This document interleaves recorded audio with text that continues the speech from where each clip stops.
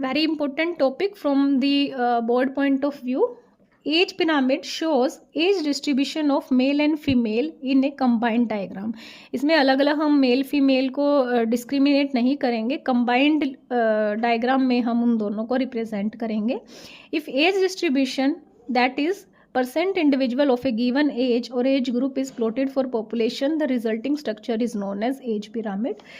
तो दो पिरामिड की जो एज है वो हमें पॉपुलेशन की ग्रोथ के बारे में बताएगी. मतलब शेप से हम आइडिया लगा सकते हैं किसी पर्टिकुलर हैबिटेट में वो पॉपुलेशन ग्रो कर रही है या डिक्लाइन हो रही है या उसमें कोई चेंज नहीं हो रहा.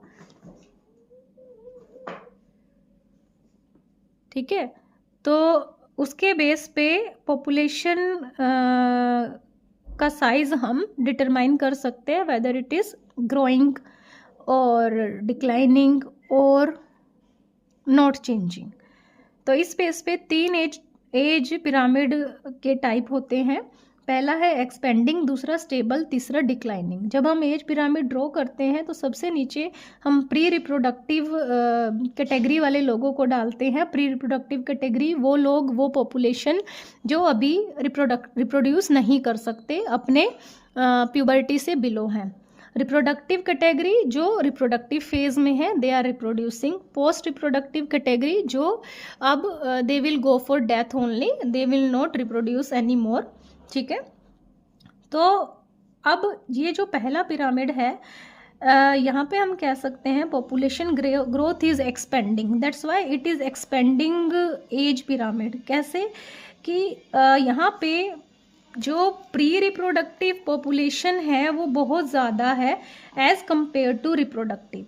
हम ना प्री रिप्रोडक्टिव और रिप्रोडक्टिव वाले नंबर का कंपैरिजन करेंगे. ठीक है, प्री रिप्रोडक्टिव वाले लोग ज़्यादा हैं, रिप्रोडक्टिव वाले कम हैं. पोस्ट वाले तो रिप्रोड्यूस कर ही नहीं सकते, ये तो फिर कंट्रीब्यूशन इतना इनका नहीं होगा पॉपुलेशन ग्रोथ के लिए फ्यूचर में. ठीक है, लेकिन इन फ्यूचर रिप्रोडक्टिव वाले पोस्ट रिप्रोडक्टिव वाली कैटेगरी में चले जाएंगे. ठीक है, और प्री रिप्रोडक्टिव रिप्रोडक्टिव कैटेगरी में आ जाएंगे. तो यहाँ से आप आइडिया लगाओ कि अगर प्री रिप्रोडक्टिव अभी ज़्यादा है तो जब वो रिप्रोडक्टिव फेज में जाएंगे with the passage of time, उनका जो वो रिप्रोड्यूस करेंगे वो number current reproductive population size से ज़्यादा होगा, क्योंकि उनका खुद का नंबर इतना है तो उनकी प्रोजेनी का साइज भी ज़्यादा होगा. मतलब फ्यूचर में पॉपुलेशन बढ़ेगी. That's why we can say this is expanding as pyramid. उसी तरह स्टेबल एज पिरामिड में क्या है, यहाँ भी हम प्री रिप्रोडक्टिव और रिप्रोडक्टिव को